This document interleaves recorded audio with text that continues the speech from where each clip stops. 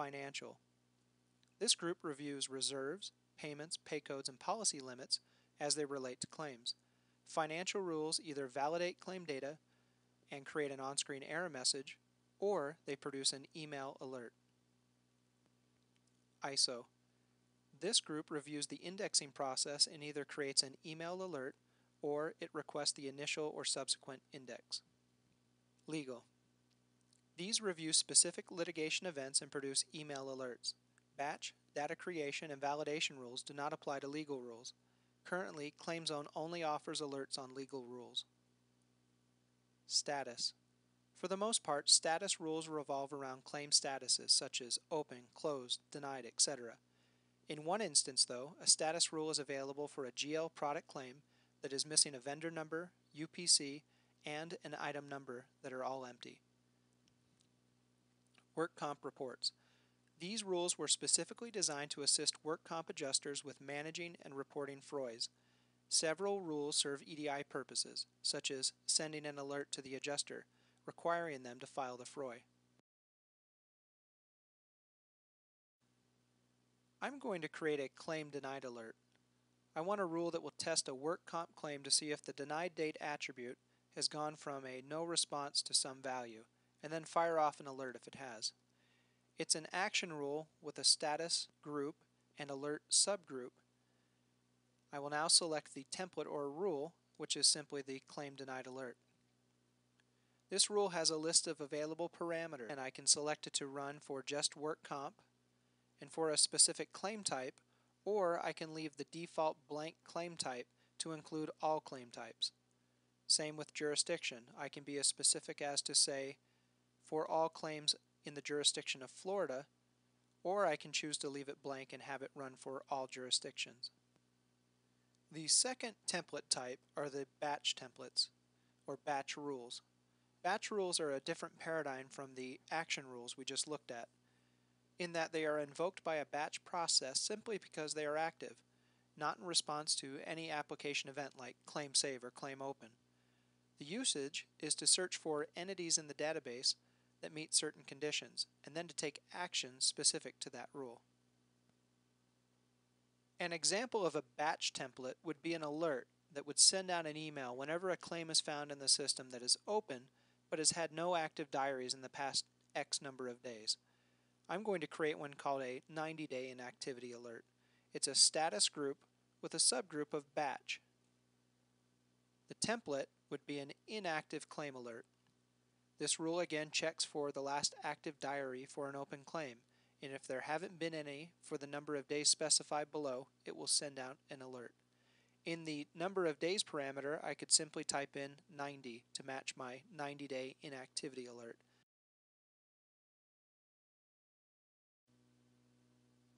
The third and final template type are the validation templates. These templates, when invoked, provide a list of errors back to the application for the user to see on screen. They are intended to prevent progression of some type. For an example, I am setting up a GL loss coverage code payment validation rule. It has a template group of data integrity and a subgroup of validation. I'm going to select the change of loss coverage after payment rule.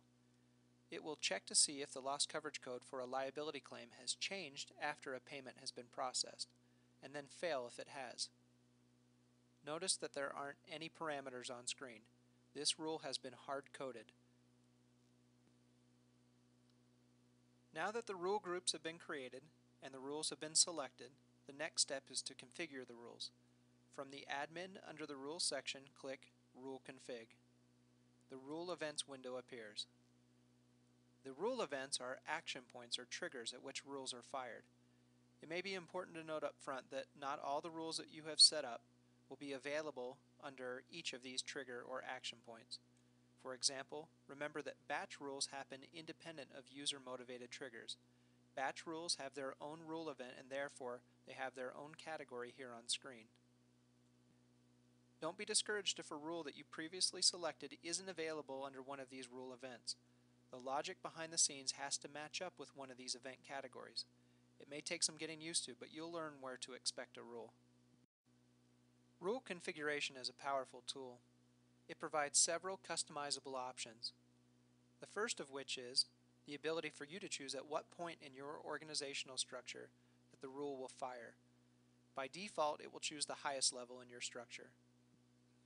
You may also give your rule a date range, a start and end date, or you may leave them blank and this rule will run indefinitely. We suggest that you leave the checkbox active checked for this rule to work. If at any point you want to deactivate it, simply uncheck the active box and this rule will no longer run. The second section is the email configuration. By checking Send Email, this rule will now send an alert via an email address to a recipient of your choosing. That recipient can be the adjuster on a claim, the adjuster supervisor, the subrogation adjuster if you have one, and the subrogation adjuster supervisor. You may use any combination of these checkboxes. The other option is to send an email alert to a group. Email groups will be covered in just a moment. You may also use a template, email template, to send a predefined message to these recipients. The next section is the diary creation configuration. By selecting Create Diary, this rule will now create a task or diary for an adjuster, the adjuster supervisor, again the subrogation adjuster, or the subrogation supervisor. You may also set up a diary for one additional user using the lookup. The message that you type in this screen will appear on the diary or task for the selected recipients. You may give it a priority and a category, just as you would setting up a task or diary normally in ClaimZone. The remaining pieces of the rule configuration are optional, but are powerful tools.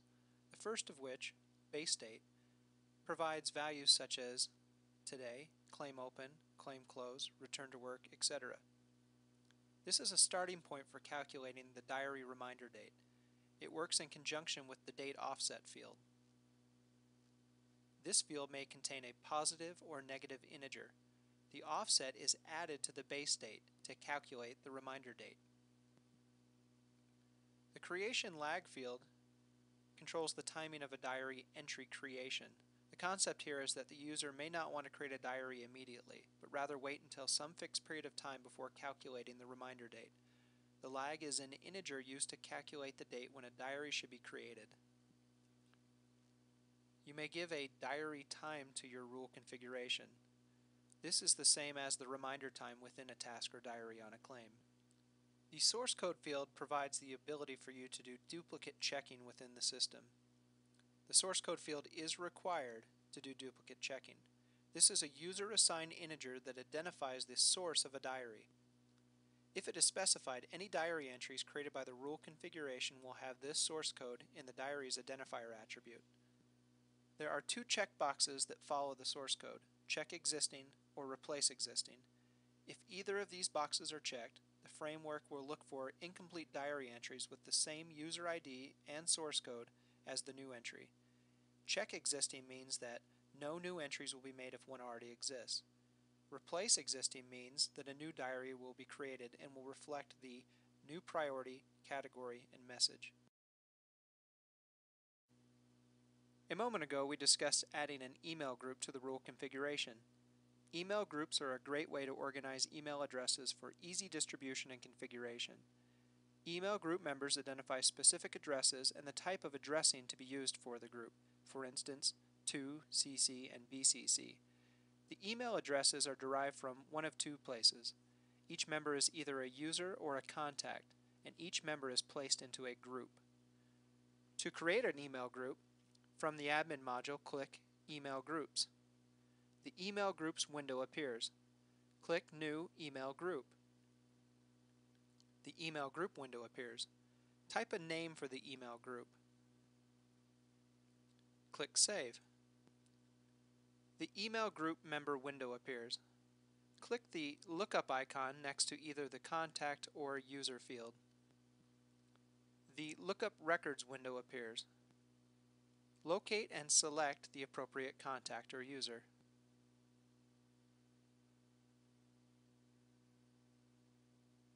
From the Address Type drop-down arrow box, select the type of recipient. To is if the contact or user is the main recipient. CC is if the contact or user is to be copied on the email alert. BCC is if the contact or user is to be blind copied on the alert. Click Save. The contact is added to our group. To add an additional member, click Add Member. Repeat the process and click Save. Email groups are added to the email alert configuration of the rule configuration. Simply click on the drop-down arrow box and select the group that was created.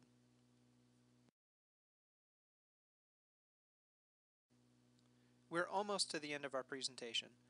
The next to last topic is the Assign Rules feature. This feature allows the administrator to dictate which adjuster or adjusters will receive specific claims based off of selected parameters. To assign claims as they come into the system to a specific adjuster, click Assign Rules. The Claim Assignment Rules window appears. Click New Rule. The Claim Assignment Rule window appears. If applicable, select the business unit or reporting location at which to apply this rule. By default, it will choose the highest level in your organizational structure. Select the line of business, and if applicable, select a specific claim type code. Choose a jurisdiction. Select an adjuster.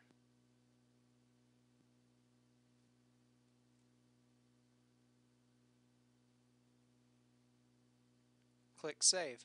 Continue the process by clicking New Rule again.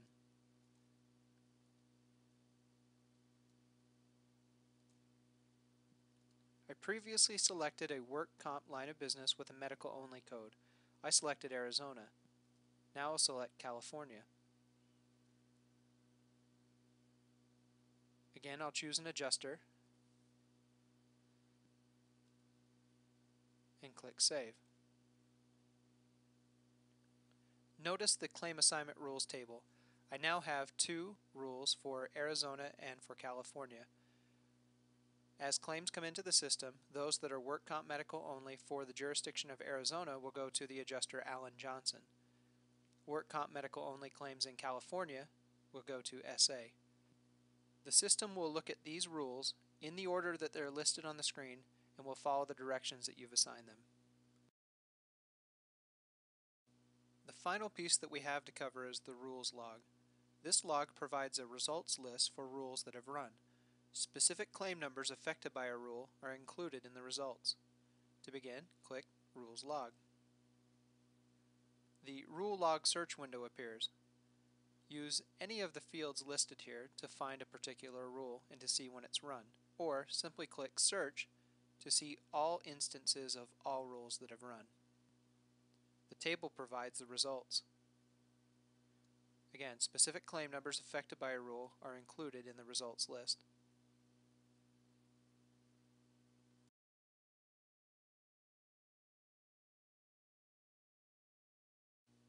This concludes the Mountain View Software Business Rules presentation. If you have questions or comments, please direct them to support@mvsc.com. We appreciate your time and hope that this has been helpful.